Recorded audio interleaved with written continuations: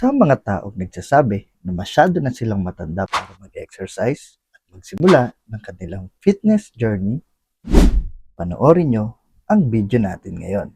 Smith Ernestine Shepherd. Siya lang naman ang tinaguriang oldest female competitive bodybuilder noong 2010 at 2011 ayon sa Guinness World Record. At take note, nakuha niya ang titulong ito sa edad na 71. What?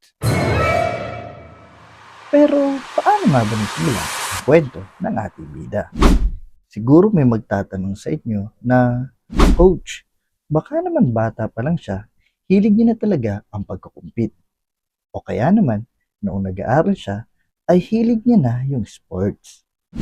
Pero alam niyo ba na wala siyang kainte-interes sa pag-exercise? At nagsimula lang siya mag-exercise sa edad na 56. What? Nagulat ba kayo? Siguro ngayon ay intriga na kayo kung paano ang isang typical na school secretary ay na-involved sa mundo ng bodybuilding. Sino nga ba si Miss Ernestine Shepherd? Si Miss Ernestine Shepherd ay ipinanganak noong June 16, 1936. Siya ay isang certified personal trainer, professional model, motivational speaker, former competitive bodybuilder, isang former Guinness World Record holder as oldest performing bodybuilder noong 2010 at 2011. Pero paano nga ba nagsimula ang kwento ng ating bida? Ganito kasi yun. Isang araw, ang ating bida kasama ang kanyang kapatid na si Mildred o mas kilala bilang Velvet ay nagsha-shopping para bumili ng swimsuits. At habang nagsusukat sila sa salamin, ay bigla sila nagkatinginan at nagtawanan. Sa puntong yon, ay napagpasyahan nilang kailangan na nilang magpa-sexy. Kaya sa edad na 56 ay pumasok sila sa gym at nag-hire ng personal trainer. At doon nagsimula ang kanilang masayang Balik Alindog program.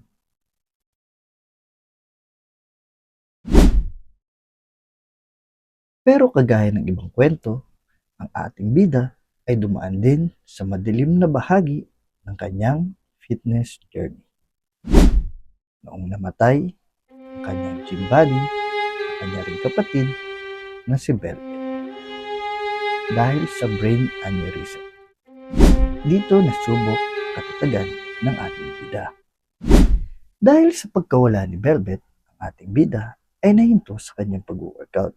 At dahil sa matinding stress, nagresulta ito sa pagkakaroon niya ng panic attack, pagtaas ng blood pressure, pagsumpok ng kanyang acid reflux, at depression na nagpatamlay at muntik nang sumira sa kanyang fitness career.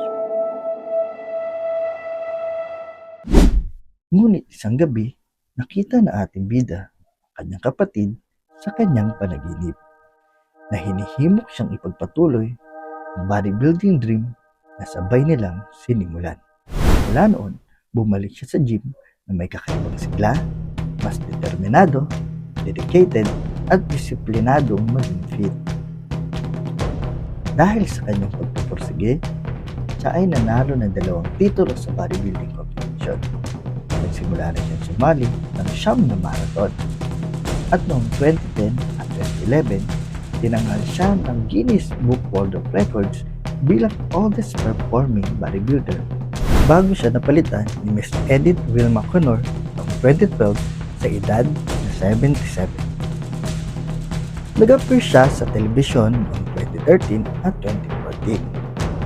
Kabilang dito ang Oprah, Katy Perry, Anderson Cooper, CNN, at Prevention Magazine.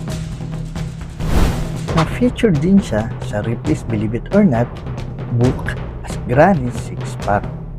Guinness World Record holder as oldest female bodybuilder na in-award sa Italy, March 2010.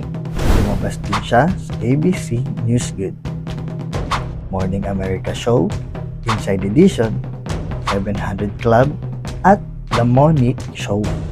Nag-model din siya sa maraming fashion show, lumahok sa 11 marathon, na featured sa Essence Magazine in 1991 at Jet and Ebony Magazine 2009-2010. Isa rin siyang motivational speaker sa mga organisasyon na nagpapalaganap ng benefits of healthy living at pagiging physically fit. Kaya sa mga taong nag-iisip na baka masyado na silang matanda para magsimula ng kanilang fitness journey, lalahanin nyo ang kwento natin ito.